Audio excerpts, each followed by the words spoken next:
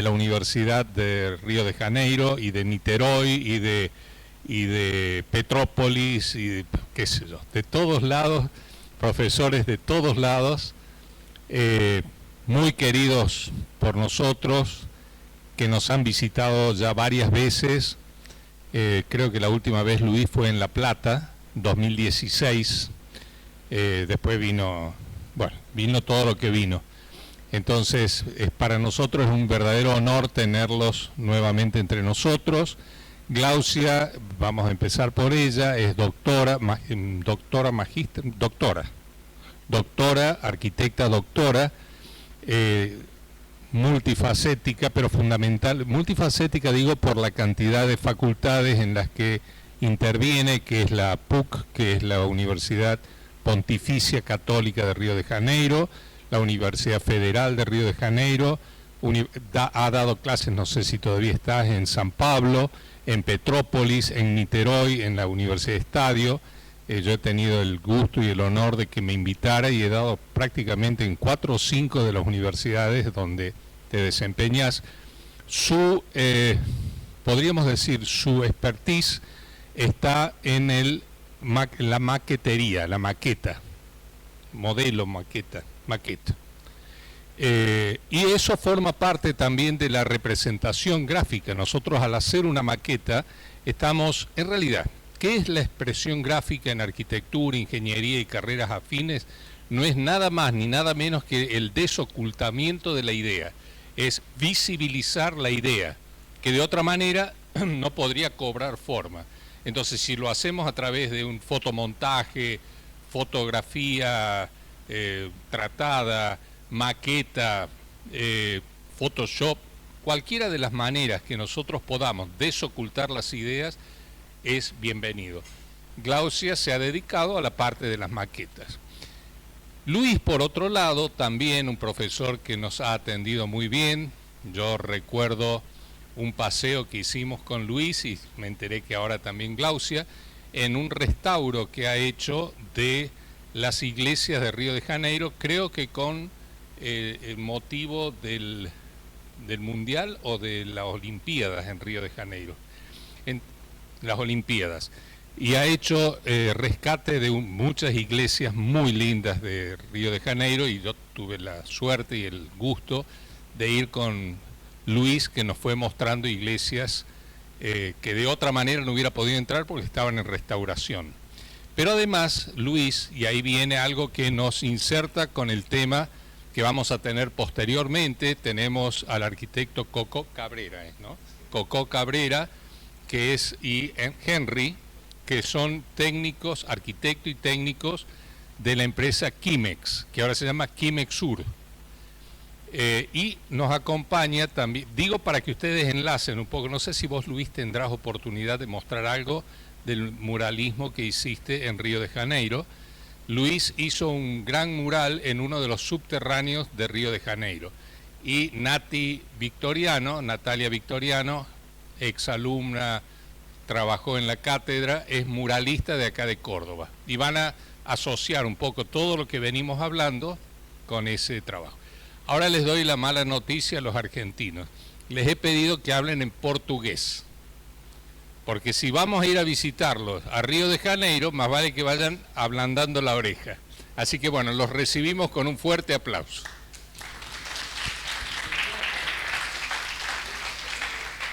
¿Te parece bien que apague la luz para que se vea mejor? Mejor. Bien. Roberto el culpable.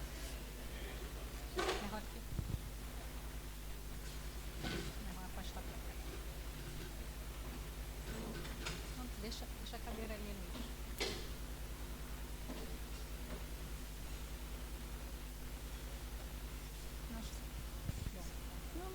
Bom, acho que pode deixar assim. Bem, boa tarde, acho que as apresentações já foram feitas, né? Muito obrigada. Não se escuta? Se escuta agora? Sim?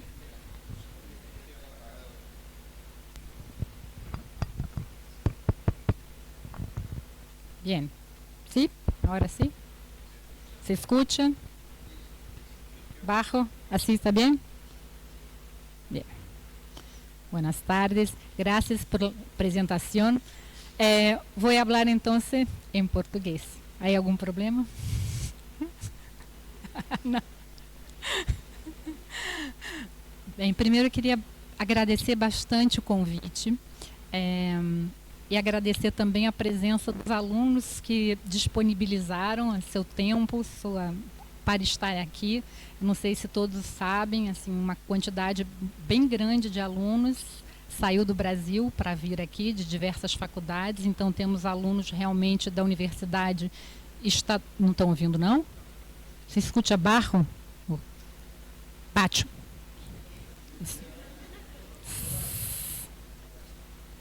Bem, os alunos de Petrópolis, agora está alto, ok. Os alunos de Petrópolis, alunos da Universidade Federal Fluminense, alunos da Universidade Federal do Rio de Janeiro, Universidade da Estácio de Sá, estão aqui. Então, gostaria de parabenizá-los pela disponibilidade num momento tão difícil também do nosso país, financeiro, como aqui também, de estarem aqui presentes.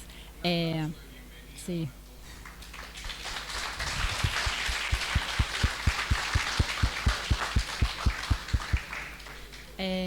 E que seja apenas um primeiro momento, uma primeira visita. Já soube que estão os hóspedes também. Parabéns a todos que estão hospedando vocês. Então vamos começar a nossa fala. E primeiro queria agradecer bastante, com todo respeito, eu assim, te amo, porque assim, a sua fala foi maravilhosa. E ela tem uma ligação, desde da manhã eu fiquei muito aflita com todas as conversas, porque eu entendo que todos nós que nos disponibilizamos a participar de um congresso, temos muitas questões a serem colocadas e a pensar, a trocar informações e uma vontade imensa de absorver conhecimentos. Mas eu entendo também que esse momento pós-pandemia tenha criado também muitas angústias em vários pensamentos. E também venho a pensar que nós não somos os mesmos. Nunca fomos, mas mais ainda. Então, a todo instante que esse questionamento de que alunos nós temos, mas eu entendo que os nossos alunos questionam que professores somos nós. Então, eu entendo que essa questão dos professores, eu acho que ela é maior ainda do que nossos alunos. Eu imagino quando um aluno entra numa sala de aula ou encontra com os professores, essa dúvida ela é maior ainda. E eu tenho certeza que os nossos alunos talvez não entendam muito bem. E eu vejo que muitos de nós, professores, tenham passado sejam alunos, tenham sido alunos. Vocês estão entendendo o que eu falo? Tenham sido alunos, porque a tradição, porque a tradição de acá, porque não entende de verdade? Não entende mais ou menos? Cuesta. Eu vou tentar falar despacio. Despacio. Vou falar mais devagar. Porque a tradição, assim, sobretudo que eu entenda, nessa faculdade são várias gerações, pelo menos 3 gerações de professores, algumas décadas de professores. Então, provavelmente, numa mesma cátedra, vários professores tenham sido alunos. Provavelmente, eu acho que toda a Córdoba tenha sido aluno do Ferraris, né? Priori, todos tenham passado por vocês. Então, a nossa fala de hoje, ela vai muito nessa questão de tentar entender que momento é esse, que momento gráfico é esse, que momento nós estamos trabalhando, e vamos mostrar um pouquinho da história na paisagem. Não é, Luiz? É isso.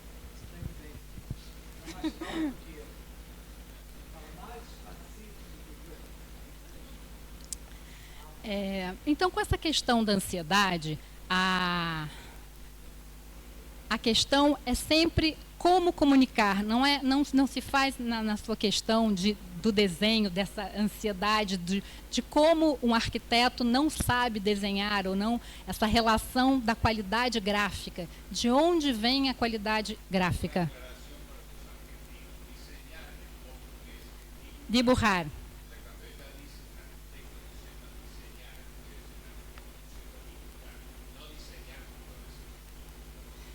E hoje, na fala da manhã, o palestrante foi claro que ele, assim, já entrego, né, quem não pôde participar, ele foi claro na sua fala, que ele não tinha nenhuma aptidão para o desenho. Não estou levantando nenhuma questão se essa condição é correta ou não é, mas ele disse, por não ter uma aptidão pelo desenho, ele logo resolveu se enveredar para a área digital. Não foi isso?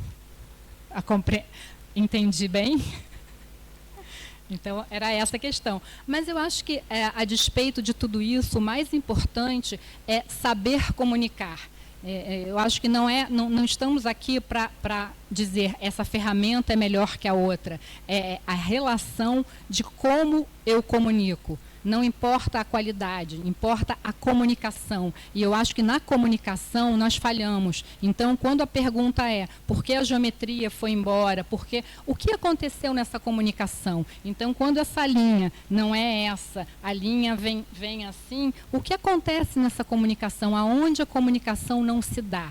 Aonde nós, não sei se é uma falha, mas aonde a questão não funciona, onde nós podemos aprimorar as relações. Isso eu acho muito importante. Nós achamos. Então, nessa questão, vendo, desenhando, imaginando, achamos que já é uma primeira questão da mente interpretar, da recepção, da extração e das interferências, de como são os referenciais que nós temos. E é essa questão muito relacionada ao aporte pessoal e ao conhecimento da experiência. Então, a experiência é significativa. Então, é por isso que nós apoiamos muito essas questões relacionais. A questão da experiência, a questão da visita, a questão de exploração, a questão sensorial. Então, as questões experimentais. Por isso estamos aqui. Estamos aqui principalmente para convidá-los para visitar o nosso país. Visitar nosso país e apresentando a arquitetura brasileira. Que, com certeza, já acordamos com o Ferrari que para o próximo ano vocês possam nos visitar. Então, aqui apresentando, num primeiro momento, a casa do Oscar Niemeyer, na Casa das Canoas, um desenho específico do Oscar, que também eu tive o privilégio de trabalhar para ele, também a sorte, né, de trabalhar com uma pessoa, uma personalidade, e isso também é muito importante, a despeito do currículo de cada um, por isso que eu não me sinto nem um pouco à vontade de falar de currículo, porque eu acho que importa muito para mim, não que eu acredite nisso, mas é de mapa astral, é de quem conhece quem. Assim, eu tenho 30 anos de formada e eu me orgulho muito de ter sido aluna do Luiz Neves. Assim, ele foi meu professor também, como vários foram seus alunos, Roberto. Então, acho super importante isso e eu tenho muita sorte de ter trabalhado com o Oscar Niemeyer, não por ele ser o Oscar, mas por ter sido um super profissional e uma pessoa muito importante. E aqui os desenhos, particularmente um projeto que trabalha com a natureza, que trabalha com o meio, com o ambiente, com a paisagem. Então, estou falando rápido demais ou despacio?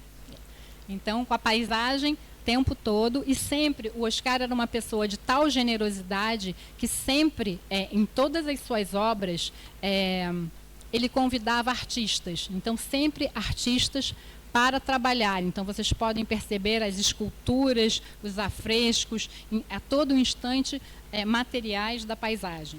Quando eu estive nessa casa, ele falando, né, conversando, da preocupação dele em como é que eu vou projetar uma casa aqui quebrando essa beleza da paisagem do Rio. ele sempre comentava isso nas palestras e entre amigos, né? Que o Rio é uma cidade muito bonita pela sua natureza, pelas suas montanhas. Aqui a gente não vê nas montanhas, mas no Rio você se guia pelas montanhas e pelo mar, né? A nossa direção, a nossa bússola, entre aspas, né? São as montanhas, é a paisagem. E inserir a arquitetura aí é muito complexo, né?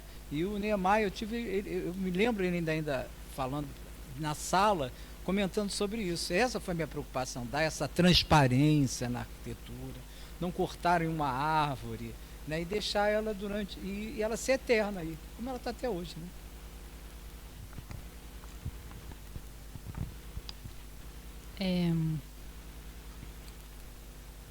Uma outra obra super importante do Oscar Niemeyer é a Catedral de Brasília. Não sei se vocês também tiveram oportunidade de conhecer. Então nós trouxemos essa foto, essa imagem, para que vocês pudessem.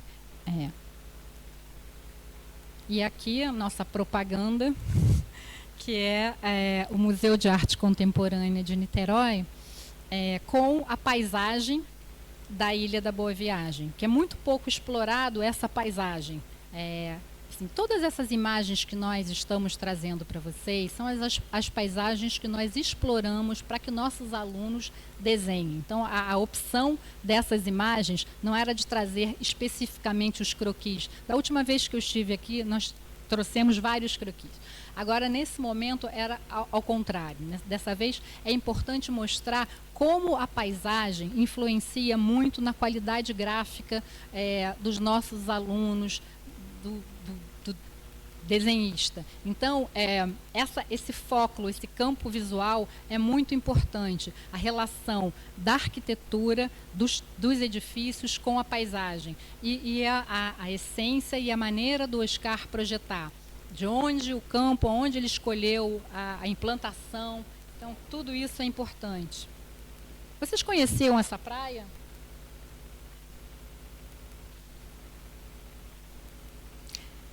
Aqui é a Ilha da Boa Viagem, também pouco conhecida e pouco explorada. Ela vai ser reinaugurada nesse sábado. Então, já é um convite para que vocês possam visitar um outro ponto turístico de Niterói, da cidade de Niterói. Ela vai ser reinaugurada e aqui tem uma igreja, Nossa Senhora da Boa Viagem. Fica em frente fica em Niterói também. Então, do outro lado, Rio de Janeiro, Pão de Açúcar, Cristo Redentor.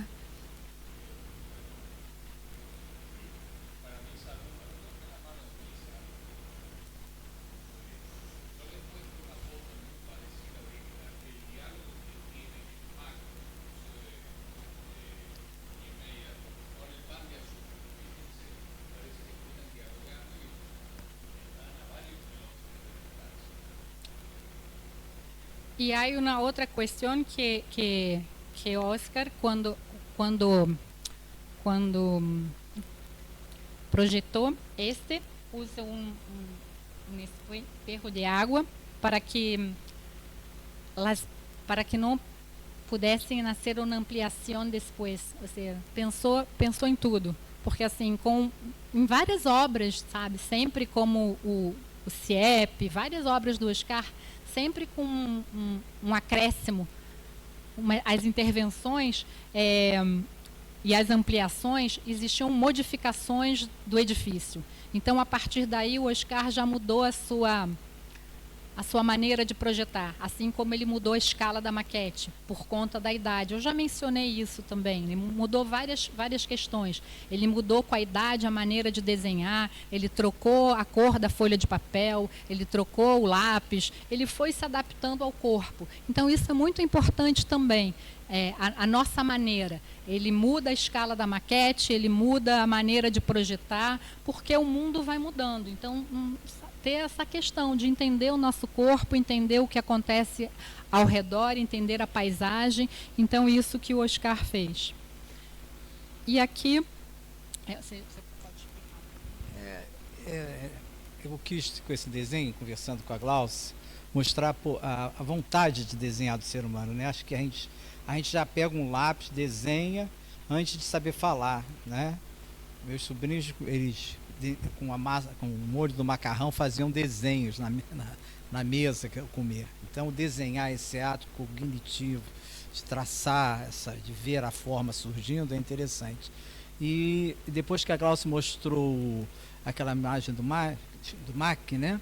Eu me lembrei desse desenho que eu vi esse menino fazer. É um menino, né? Ele tem 12 anos de idade. Ele é cego de uma das vistas e só tem 30% da outra visão. E ele disse que a arquitetura é uma coisa que ele acha muito bonita. Ele tem vários desenhos de arquitetura, de paisagem, de fachadas, né? Tudo sempre com a arquitetura e do MAC. E ele fez, ele com 30%, o rosto, ele desenha com o rosto colado à mesa, né? E conseguiu perceber, então ele se encantou com essa forma. Eu fico pensando, caramba, uma pessoa com 30% só de visão consegue criar tudo isso, né? E ele fez esse desenho indo ao local. Ele foi lá numa ponte que liga um ao outro com a turma, enquanto ainda enxerga, porque é degenerativo, ele vai ficar cego. E ele disse que o sonho dele era desenhar o máximo possível. Ele tem um álbum maravilhoso de fotos. Muito lindo. É só para mostrar a força que o traçado, que o desenho, nas memórias, na paisagem, do imaginário de cada um de nós, ele tem, né? Isso faz parte de um projeto de extensão da Universidade Federal do Rio de Janeiro, que trabalha com o Instituto Benjamin Constant, que trabalha com o Instituto de Cegos, com as crianças. Isso também faz parte da paisagem, que fica muito próximo ao Museu de Arte Contemporânea, que é uma praia ao lado, que também fica em frente ao campus de vocês, da UF, né, que é a Orla do Graguatá,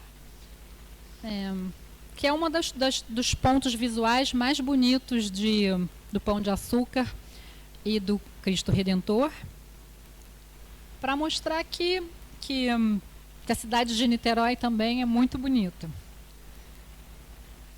Mas que também Córdoba é maravilhoso. Então eu pude, na minha escapada básica, entender, não é por isso, mas assim, o quanto vocês têm paisagens maravilhosas, assim, a qualidade gráfica dos desenhistas daqui, eles, assim, as inspirações não são em vão. Então, assim, lamentavelmente, né, a cidade está muito seca, mas as árvores continuam com essa exuberância toda, né? Eu pude observar esse lugar que fica em Altas Graças, né? Eu acho que é isso. Não, é esse lugar. Altas Graças, uma plaja. Paisanita, isso. Isso. Paisanita. Recomendo. E aqui...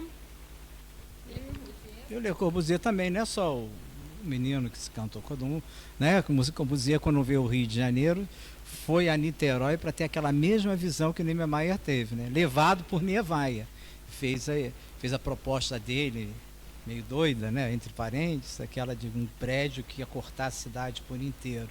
Mas ele representou, ele não era arquiteto, né, o Le Corbusier, e se encantou tanto que ali mesmo fez esse desenho que vocês estão vendo. O próximo também, depois a proposta, aí nas discussões entre o grupo de arquiteto, ele, Lúcio Costa, todos eles trabalham, são desenhos feitos em croquis, na mesa, numa discussão muito informal.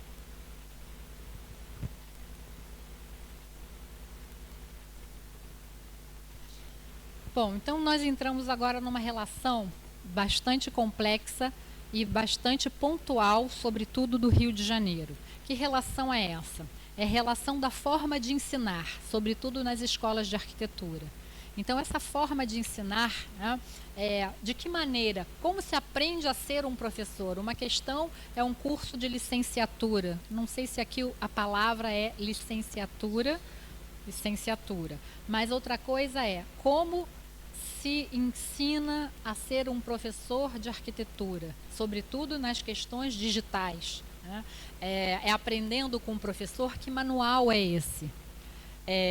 Então, num determinado momento, sobretudo no modernismo brasileiro, essas relações elas vinham muito de uma determinada escola europeia. E a partir da escola europeia, os arquitetos reproduziam as obras que vinham da Europa, sobretudo o Museu Nacional de Belas Artes do Rio de Janeiro. Isso a arquitetura já foi um dos cursos da Belas Artes. Esse daí é um desenho de um estudante de arquitetura, né? O curso dos 5 anos, 2 anos era praticamente tomado para desenho, né? A disciplina que mais tomava carga horária ao longo de uma transversão, e os alunos faziam esses desenhos. A gente tem nos nossos arquivos da universidade lá, né? Feito por um dos alunos em 1920. Essa era a base que os professores alunos como Niemeyer, Lúcio Costa e assim por diante. E aqui nós apresentamos algumas dessas obras desenhadas por esses alunos. E aí prestem atenção também, que é uma questão interessante, não só nessa miscelânea, né, de edifícios, mas como na paginação de pisos, na relação da pavimentação, como tudo isso era projetado. Na composição da fachada também. Essa arquitetura eclética que teve forte escola, né? Era desses arquitetos com essa força do desenho, eles ensinavam seus artífices, vamos dizer assim, seus mestres de obras. E os mestres de obra, por sua vez, reproduziam nas suas casas. Então isso se proliferou pela cidade como um todo. O eclético, essa arquitetura que vocês estão vendo aqui, que mistura Art Deco, Nouveau, um pouco de alguns elementos clássicos, né? Essa escala superposta, essa riqueza formal, isso se reproduziu ao longo do Rio de Janeiro inteiro, pelo Brasil.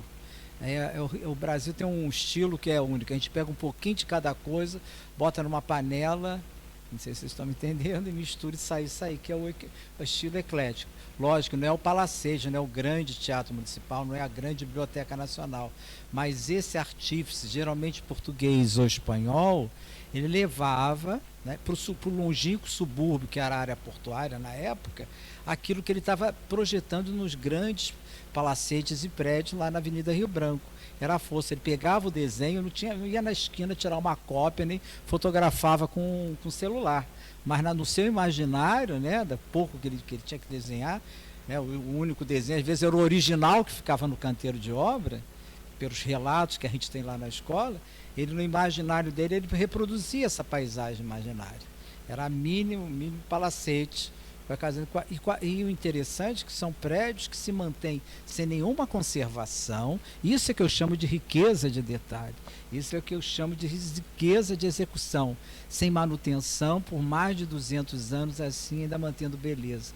A pintura era geralmente tonalidade de areias diferentes, o vermelho era sangue de boi, né? O azul era de algumas pedras moídas, que na hora eles peneiravam e faziam esses tons, com óleo de baleia. É assim que essa arquitetura surgia. Fala tanto hoje de meio ambiente e tudo mais, a arquitetura era feita com isso. A pedra era aquela encontrada, era o que sobrava do canteiro de obra para fazer a viga da janela e assim por diante. Então era a reprodução do desenho daquilo, é a força que o desenho tem. Então é importantíssimo apresentar isso, mostrar isso, vivenciar tudo isso para conseguir desenhar tudo isso. É a Casa França-Brasil, do Grandjean de Montigny, que chegou ao Brasil na missão francesa. O quê? Aqui? As construções no Brasil, a França já tinha uma outra tecnologia, já tinha o concreto armado, já tinha a pedra de ardósia, mas aqui, Grandjean, não tinha nada disso. Então foi a telha de barro. Esse prédio neoclássico, só para vocês terem uma ideia, toda a estrutura desse prédio é em madeira.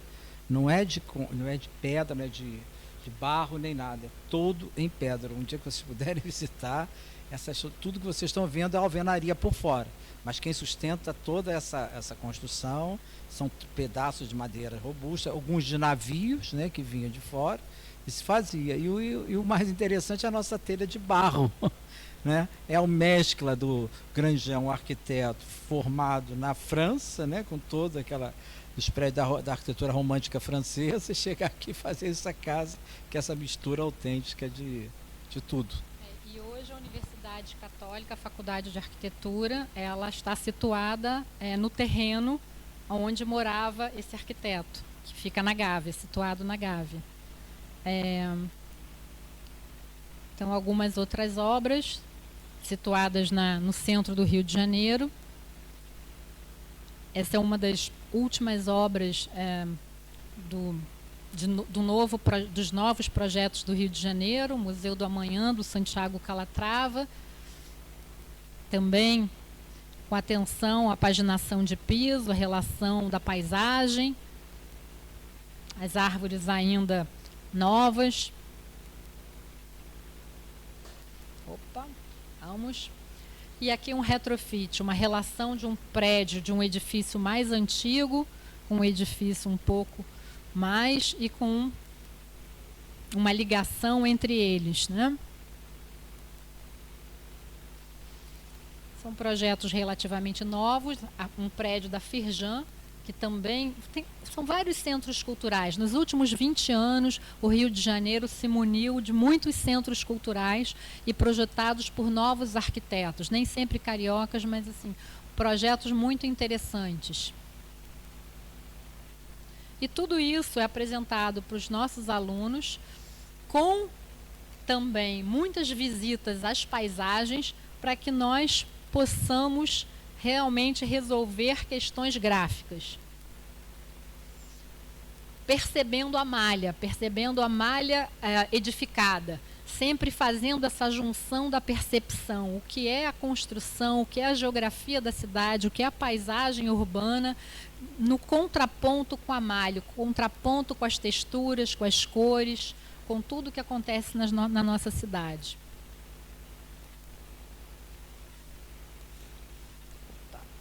Vamos. E aí aqui um estudo de caso.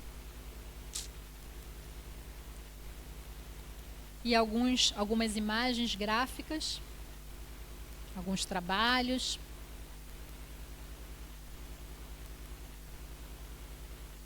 Vamos, controle remoto. Não pode deixar de apresentar algumas relações tridimensionais também, que são ferramentas muito potentes para acrescentar e agregar aos desenhos, aos croquis, relações também de geometria, agregando todas as ferramentas são bem-vindas. Então vocês podem ver que em todas as nossas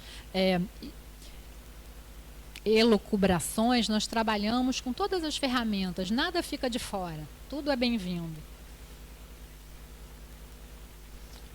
Então, essa proposição era uma proposição de uma modificação de fachada, assim como essa também. A situação geral era essa fachada, e as questões do ambiente, da paisagem.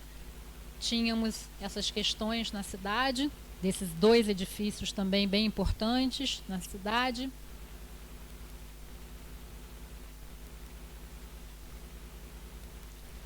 Aí, a partir da fotografia, do croquis, a sugestão de intervenção. Aqui algumas imagens também de projetos executados, de igrejas. Algumas no centro do Rio, outras fora do Brasil. Nas comunidades também, nosso trabalho também passa muito por comunidades. Essa é no Peru. Aqui também outros desenhos. E aqui o desenho do mural, né? Que nós participamos da...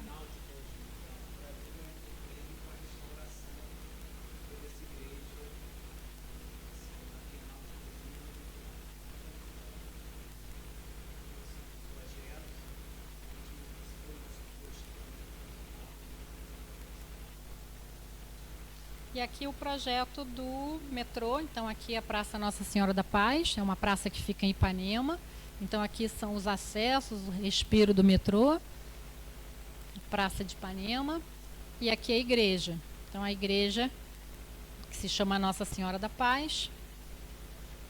Ah, pulei. Pulei tudo. Pulei. Acabei.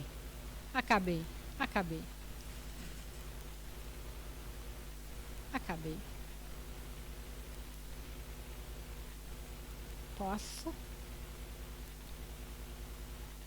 Acho que não tá, tá? Não, acho que... Tá. Vamos. Deixa eu ver se tá solo. Vamos ver se vai. Foi. Pronto. Então, assim, a questão era contar, por exemplo, em comemoração da padroeira da igreja, era contar a história do bairro, da relação da cidade. Quer contar? Foi um painel que nós fomos convidados. Então, era a inauguração do metrô. Aí tínhamos uma parede, muito extensa. Quantos metros? 44 metros esse painel tem. Tínhamos um painel e tínhamos que ilustrar essa parede. Aí conseguimos ganhar a concorrência e desenvolvemos a história do bairro. Começa da esquerda para a direita, termina a Primeira Guerra Mundial, né? Depois vem o bairro de Ipanema ainda no início, depois a evolução do bairro. Aí tem ali um saxofone, que é um grande músico chamado Pixinguinha, que morava lá no bairro. E a banda de Ipanema, que passa sempre ao lado da igreja, porque num sábado de carnaval ele faleceu ali, aí fazia uma saudação a ele, aquela coisa bem misturada do Rio de Janeiro, né? O carnaval com uma missa e assim por diante, a imagem da santa e os painéis que e em cima é o croquis inicial. Pode passar agora. Aí são alguns detalhes da colocação dos azulejos que nós tivemos que fazer. Aqui a arquitetura é lógico que presente, né, na história do bairro, que eu coloquei aqui, eram os chalés muito comuns que nós tínhamos na nossa arquitetura. Lá em cima uma pessoa com um dia de carnaval, com a serpentina, aí a fachada principal da igreja, e na época que a gente estava colocando os azulejos, os 3.700 e poucos azulejos, para serem colocados, pintados e colocados aí, ao longo disso aí, desenhado. Pode colocar. Esses são os detalhes do painel, lá em cima. 44.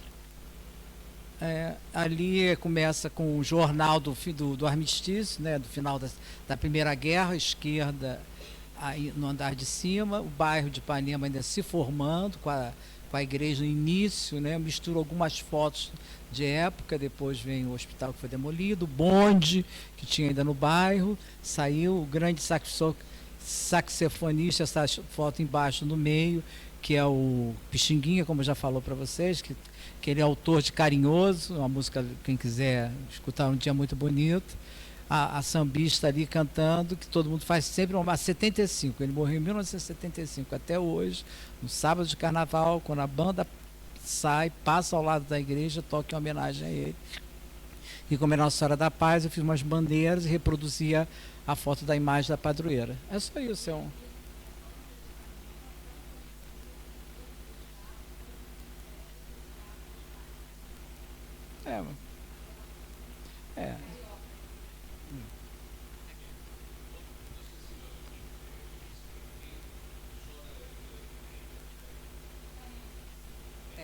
no bairro de Ipanema, na área junto ao litoral. No metrô, estação Nossa Senhora da Paz.